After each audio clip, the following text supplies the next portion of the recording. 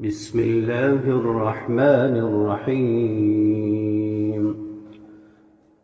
تبارك الذي بيده الملك وهو على كل شيء قدير الذي خلق الموت والحياة ليبلوكم أيكم أحسن عملا وهو العزيز الغفور الذي خلق 7 سماوات طباقا ما ترى في خلق الرحمن من تفاوت فارجع البصر هل ترى من فطور ثم ارجع البصر كرتين ينقلب إليك البصر خاسئا وهو حسير ولقد زينا السماء الدنيا بمصابيح وجعلناها رجوما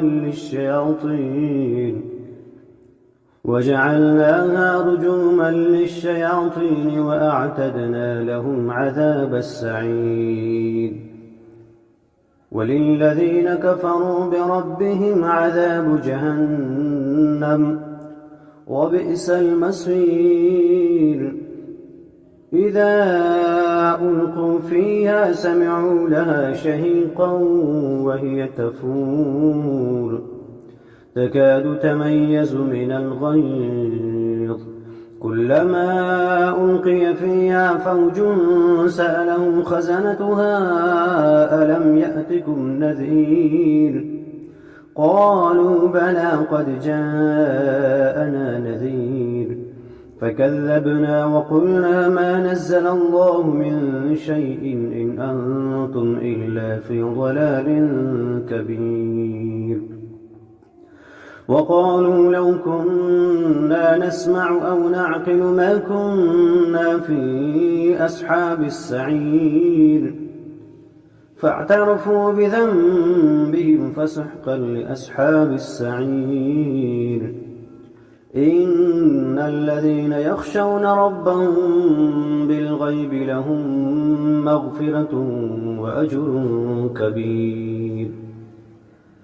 وأسروا قولكم أو اجهروا به إنه عليم بذات الصدور ألا يعلم من خلق وهو اللطيف الخبير هو الذي جعل لكم الأرض ذلولا فامشوا في مناكبها وكلوا من رزقه وإليه النشور أأمنتم من في السماء أن يخسف بكم الأرض فإذا هي تمور أم أمنتم من في السماء أن يرسل عليكم حاسبا فستعلمون كيف نذير ولقد كذب الذين من قبلهم فكيف كان نكير أولم يروا إلى الطير فوقهم صافات ويقبضن ما يمسكهن إلا الرحمن إنه بكل شيء بصير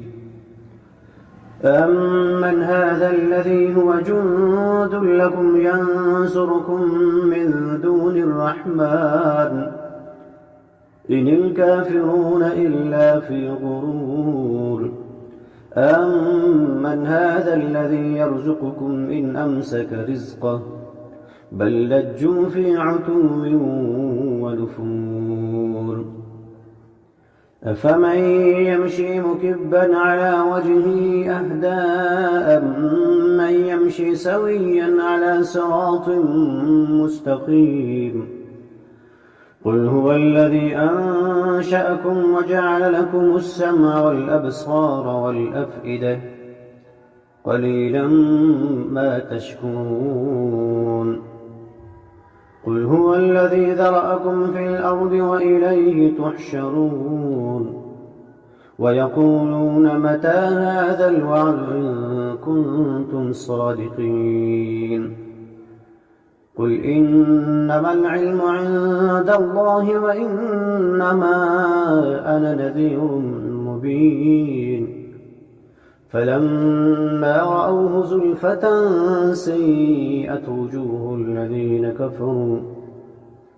سيئت وجوه الذين كفروا وقيل هذا الذي كنتم به تدعون قل أرأيتم إن أهلكني الله ومن معي أو رحمنا ومن يجير الكافرين قل أرأيتم إن أهلكني الله ومن معي أو رحمنا فمن يجير الكافرين من عذاب أليم قل هو الرحمن آمنا به وعليه توكلنا فستعلمون من هو في ضلال مبين قل أرأيتم إن أصبح ماؤكم غورا فمن يأتيكم بماء